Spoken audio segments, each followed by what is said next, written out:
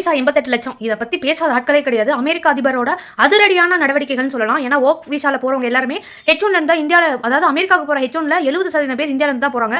So அவங்க சொன்னது என்னன்னா 88 லட்ச ரூபா புதுசா H1 அப்ளை பண்றவங்களுக்கு தான் பொருந்தும். ஆல்ரெடி அங்க இருக்கவங்க எக்ஸ்டெண்ட் பண்றவங்களுக்கு இது தேவையில்லை அப்படிங்கிற மாதிரி சொல்லியிருக்காங்க. ஸோ இங்க இருந்து புதுசா இனிமேல் விசா எடுத்து போகணும் அப்படிங்கிற ஆசை இருக்கவங்களா 88 லட்ச ரூபா வந்து ரெடி பண்ணிக்கணும் அப்படின்னாங்க.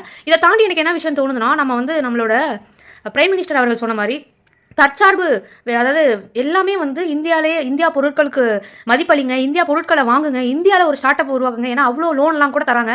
அந்த மாதிரி நம்ம நாட்டை சார்ந்து, நம்ம நாட்டு பொருளை சார்ந்து நம்ம வாழ ஆரம்பித்தாலே நம்ம கிட்ட வேலை வாய்ப்புகளை உருவாக்க முடியும் அப்படின்னு சொல்றாங்க. அதனால பொருளாதார ஸ்டேட்டஸுமே நம்ம அடுத்த கட்டத்துக்கு போவோம் அப்படிங்கிற மாதிரி அவரோட வார்த்தைகள் இருந்துச்சு. கண்டிப்பாங்க. நான்லாம் ஃபர்ஸ்ட் நம்ம வெளிநாட்டுக்கு போறதே என்ன, சொந்த மண்ணை விட்டுட்டு வெளிநாட்டுக்கு போறதுக்கு காரணம் என்ன, அதாவது நம்ம கரன்சியோட, அதாவது நம்மளோட ருபீஸோட வேல்யூ வந்து மற்ற நாட்டு, அதாவது இப்போ டாலர்ஸ்னா ஒரு டாலருக்கு வந்து நம்ம 85 ரூபா கிட்ட கொடுக்குறோம். நம்ம இந்த மாதிரி காசோட மதிப்பு அங்கே அதிகமாக இருக்கனால தானே போகிறோம். நம்ம ஊர் ரூபாயவே மதிப்புள்ளதாக ஆக்கிறதுக்கு இன்னும் ஒரு 5லேருந்து 10 வருஷம் நமக்கு கஷ்டமாக இருக்குங்க.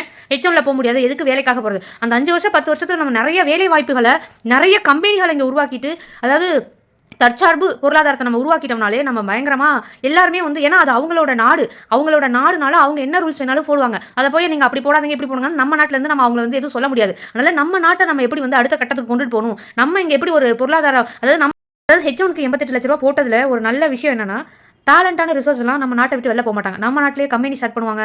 இல்லைனா இங்கே நல்ல திறமையான ஆட்கள் இங்கே வேலை செஞ்சா நம்மளோட பொருளாதாரம், நம்மளோட வேலை வாய்ப்புகளை அதிகப்படுத்தலாம். அடுத்த திறமையான ஒரு விஷயங்களை, ஒரு தொழில்நுட்பத்திலையும் சரி, அறிவியலையும் சரி, நிறைய புதிய முயற்சிகளை நம்ம எடுக்கலாம். இதுவும் எல்லாமே நன்மை கேட்க மாதிரி இதை நம்ம அப்படி எடுத்து போக வேண்டியதாங்க.